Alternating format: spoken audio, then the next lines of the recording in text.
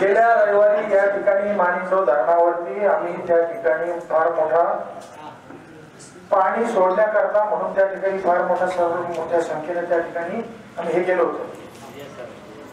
फार म्हणजे बरेचसे लोक त्याच्यात मला पण अटक ड्रायव्हरच्या दिवशी तुमच्या माहिती करता म्हणून सांगतो. या गोदरेज शिवाराच्या शेजारीच माझी जमीन आहे. तुमच्या ज्या समस्या आहेत ना त्याच समस्या माझ्या पण आहे. माझं एवढंच आहे का मी काही करून बोर मारील विहीर मारील शेतीचं काम करतो पण तुमच्या आमच्या असणाऱ्या गुरांचा फार मोठा प्रश्न आहे. माणसांनी जगायचं कसं अशी मोठी परिस्थिती या ठिकाणी उपस्थित झाली.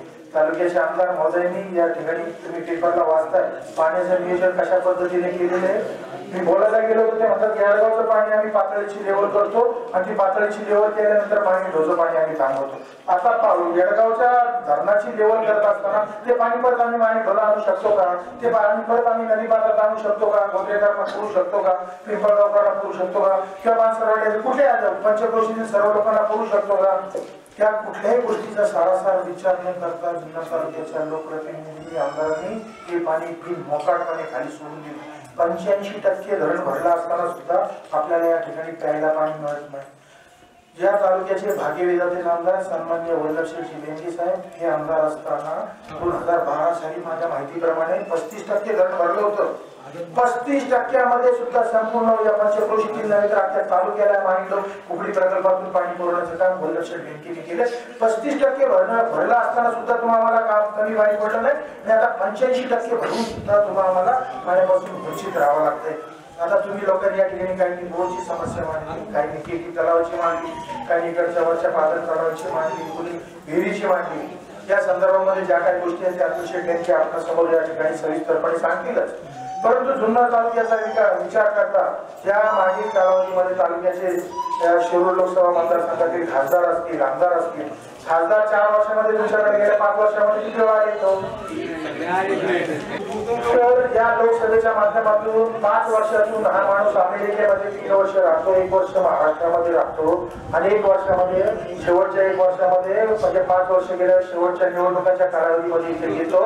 शेतकऱ्यांची आज हालत काय परिस्थिती चालली आहे. मालाला बाजार भाव नाही. कांद्याची परिस्थिती काय तुम्ही पहा, तरकारीची परिस्थिती काय ती पहा, टोमॅटोची परिस्थिती काय आहे ती पहा. शेतकऱ्यांच्या मालाला कुठल्याही प्रकारचा बाजार भाव नाही. जुन्नर तालुक्याच्या विकासाच्या संदर्भामध्ये बोलायचं झालं तर या जुन्नर तालुक्यामध्ये रेल्वे गाडी जाईल, रेल्वे गाडीचा देवी तालुक्याचा विकास होईल त्याचंही वाटोळ झालं.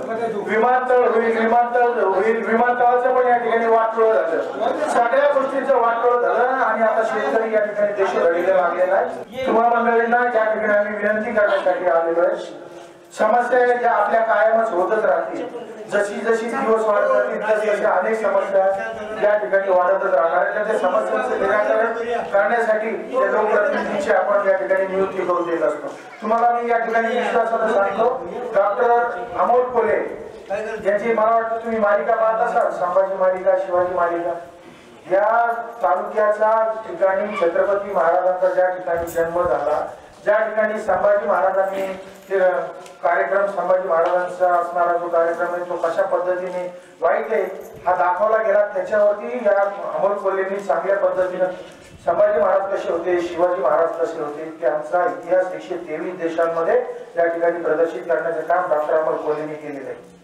समाजाभिमुख काम करणारा माणूस, अतिशय सुशिक्षित असणारा माणूस, उच्च विद्यालय घोषित असणारा माणूस या ठिकाणी तुम्हाला सर्वांच्या मदतीला धावून आलेला आहे. माझी आपल्या या गाव पंचक्रोशीतील गावातील सर्व मंडळींना हात जोडून आग्रहाची विनंती आहे. कुठल्याही प्रकारचा आपण मनामध्ये द्वेषभाव न करता डॉक्टर अमोल सिंग कोल्हे हा आपल्या तालुक्याचा मध्ये जन्म झालेला आहे, तालुक्याचा भूमिपुत्र आहे. या भूमिपुत्राला आपण लोकसभेमध्ये पाठवण्यासाठी गोदरेकरांनी एक मुखाने या ठिकाणी पाठिंबा द्यावा आणि सर्व गावकरी मंडळींनी घड्याळाच्या समोरचं पडून लागून डॉक्टर अमोल कोल्हे आम्ही या ठिकाणी आलेलो आहोत. आपल्या ज्या समस्या आहेत त्या समस्या सोडवण्यासाठी अतुल शेठ बेंके असतील, त्यांचे पिताश्री वल्लभशेठ बेंके असतील, हे आपल्यासाठी कायम कटिबद्धच आहे. हा अशा प्रकारचा आपल्याला ठाम विश्वास देऊन त्या ठिकाणी माझ्या शब्दांना पूर्णविराम देतो. उद्याला तुमच्या भविष्यात तुमच्याकडनं सहकार्याची अपेक्षा करतो आणि माझं छोटंसं मनोगत या ठिकाणी थांबवतो. धन्यवाद.